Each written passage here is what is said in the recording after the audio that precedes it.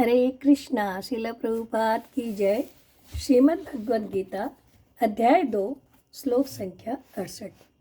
तस्माद्दस्य महाबाहो निगृहीतानि सर्वशः इंद्रियाणि इंद्रियार्थेभ्यः तस्य प्रज्ञा प्रतिष्ठिता।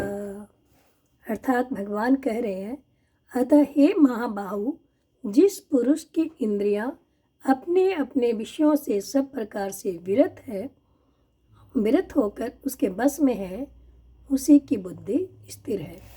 तो हम देख रहे हैं कि भगवान ने पिछले श्लोक में बताया, जिस पुरुष की बुद्धि स्थिर नहीं है या जिसकी बुद्धि निश्चयात्मिका नहीं है, उसके कारण भगवान ने पिछले श्लोक में बताए। अभी अगले श्लोक में भगवान बता रहे हैं कि जिस पुरुष की बुद्धि स्थिर है, उसकी स्थिति कैसी होती है, उसका वर्णन इन अगले श्लोकों में भगवान कर रहे हैं। तो यहाँ हम देखते हैं कि तस्माद्दस्य महाभाव, यानी कि भगवान बता रहे हैं कि पिछले 60वें श्लोक से भगवान मन और इंद्रियों को वश में करने के विषय के बारे में चर्चा कर रहे थे। अब इस विषय का उपसंहार करते हुए भगवान तस्मात् पद का यूज कर रहे हैं, यानी कि इसलिए महाबाहो, यानी हे महाबाहो अर्जुन, इसलिए जिसका मन और इंद्रियों में सांसारिक वस्तुओं के प्रति आकर्षण नहीं रह गया है, उसकी बुद्धि ही प्रतिष्ठिता है, यानी कि उसकी बुद्धि स्थिर है। यहाँ भगवान ने सर्वशः पद का भी यूज किया है, जिसका तात्पर्य है कि ऐसा व्यक्ति संसार में हर तरह का व्यवहार करते हुए भी और एकांत में अपनी साधना करते हुए भी, दोनों ही अवस्था में उसका मन, उसकी इंद्रियां भोगों के विषयों के प्रति प्रवृत्त नहीं होती या आसक्ति नहीं होती। व्यवहार काल में, संसार के व्यवहार में अगर ये व्यक्ति इंद्रिय भोगों की वस्तुओं के संपर्क में भी आता है, तो ये विषय उसे विचलित नहीं करते।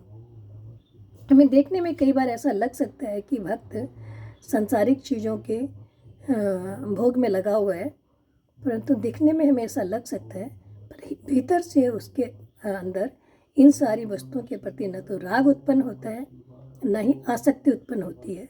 नहीं, ऐसे विषय उसके बुद्धि में हलचल पैदा करते हैं, उसकी बुद्धि हर समय स्थित रहती है।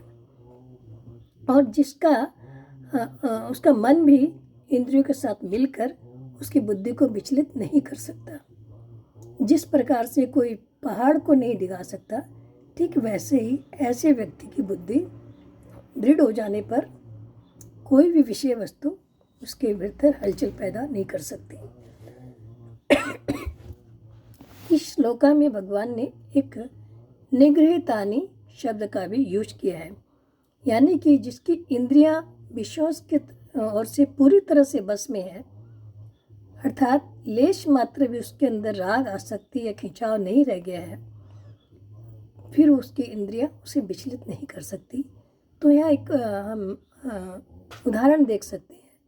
एक विषदंत सांप जो होता है, जो विषैला सांप अगर किसी को डस देता है तो बड़ा भारी नुकसान कर सकता है, परंतु ऐसे सर्प की अगर हम विषैले दांतों को हटा तोड़ दिया जाए तो फिर वो सांप किसी का कोई नुकसान नहीं कर सकता।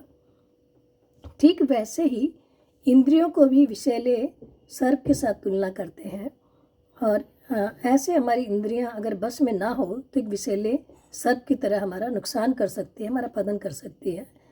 पर वैसे ही अगर इंद्रियों को वश में कर लिया जाए तो इंद्रियां विषदंत सर्प की तरह हो जाती है। ये हमारा किसी भी अवस्था में हमारा पतन या नुकसान नहीं कर सकती। तो जो भक्त है, जो भगवान के चरण कमलों में अपने आप को अर्पित किए हुए हैं, और किसी भी परिस्थिति में उनके अंदर हलचल नहीं होता, विचलित नहीं होते, उनकी बुद्धि स्थिर रहती है। महाराज अम्बरीश का भी हमने एग्जाम्पल देखा है और देखते हैं कि उन्होंने अपनी समस्त इंद्रियों को भगवान की सेवा में लगा दिया था। उनके सामने विषम परिस्थिति होने पर भी वे विचलित नहीं हुए, स्थिर बने रहे। अतः भगवान अर्जुन से कहते हैं कि अपनी बुद्धि को निश्चयात्मिका बनाने का प्रयत्न करो। हरे कृष्णा।